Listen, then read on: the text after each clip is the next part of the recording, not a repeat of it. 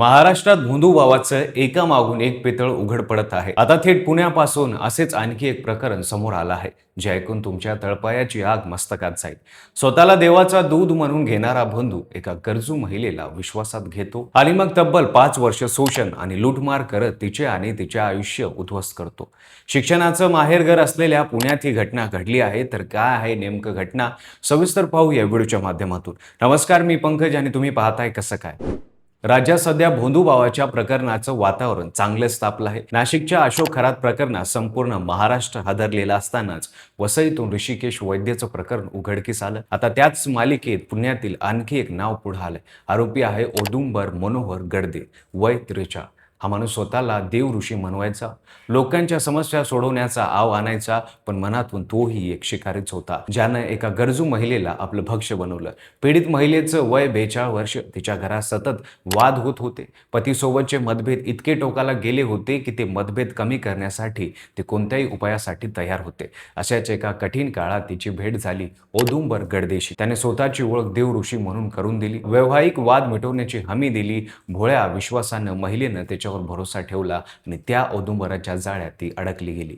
एकदा विश्वास बसला की त्यानं पुढचं पाऊल टाकलं. महिलेला स्वारगेट परिसरात एका लॉजवर बोलवलं. तिथं त्यानं तिच्यावर पहिल्यांदा अत्याचार केला, पण तो एवढ्यावरच थांबला नाही. त्यानंतर त्यानं नोकरी मिळवून देण्याचं आश्वासन दिलं, गुंतवणुकीतून मोठा परतावा मिळवून देण्याचं स्वप्न दाखवलं. महिलेला लोणेर, कुत्तेखोल, मानवगाव अशा वेगवेगळ्या ठिकाणी वारंवार बोलावत राहिला. प्रत्येक वेळी नव्या कारणानं भेट घडून आणत राहिला आणि प्रत्येक वेळी अत्याचार होत राहिले. हे सगळं चालू होतं तब्बल मे 2021 पासून मार्च 2026 पर्यंत, म्हणजे जवळपास 5 वर्ष. या काळात त्यानं वेळोवेळी महिलांकडून पैसे उकळले.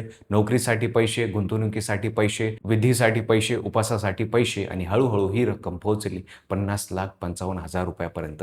एका सामान्य महिलेसाठी हे म्हणजे आयुष्यभराची कमाई असते.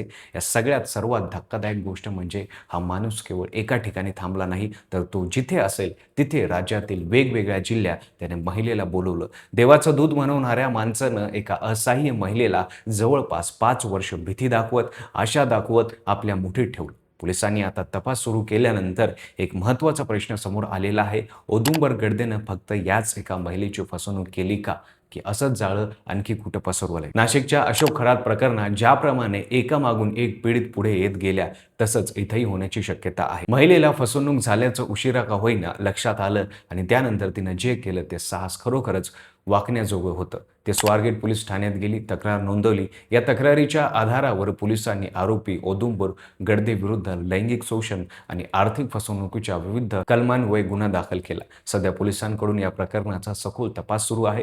आरोपींना आणखी किती महिलांना असंच फसवलं असेल याचाही शोध घेतला जात आहे. राज्यात एकामागून एक बंधू भावाची प्रकरणे समोर येत असताना सरकार आणि यंत्रणा किती तत्परतेने कारवाई करते हे पाहणं महत्त्वाचं ठरणार आहे. पुण्यातला हा प्रकार एकट्या औदुंबर गडदेची गोष्ट नाही. नाशिकचा खरात, वसईचा वैद्य आणि आता पुण्याचा गडदे हे सगळे एकाच साच्यातून आलेले आहेत. श्रद्धेचा वापर करून शोषण करायचं, गरजेचा फायदा घेऊन लुटायचं आणि भीती दाखवत गप्प बसवायचं.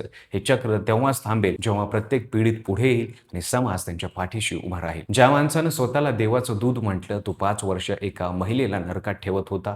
मग खरा देव कुठे होता? उत्तर एकच आहे, कदाचित त्या महिलेमध्ये, जेव्हा तिनं स्वतःच उठून पोलीस ठाण्याचा दरवाजा ठोठावला आणि बाकी अनेक महिला त्यांच्या जाळ्यात अडकवण्यापासून वाचले. तुम्हाला काय वाटतं? धर्म आडून भोंदूगिरी करणाऱ्या बाबांना शिक्षा करण्यासाठी काय कडक पावले उचलली पाहिजे? तुम्हाला काय वाटतं ते कमेंटमध्ये नक्की सांगा. व्हिडिओ आवडला असेल तर लाईक करा, चॅनलवर नवीन असता चॅनल सबस्क्राईब करा, बेल आयकॉनला दाबायला विसरू नका आणि पाहत राहा फक्त कसं काय.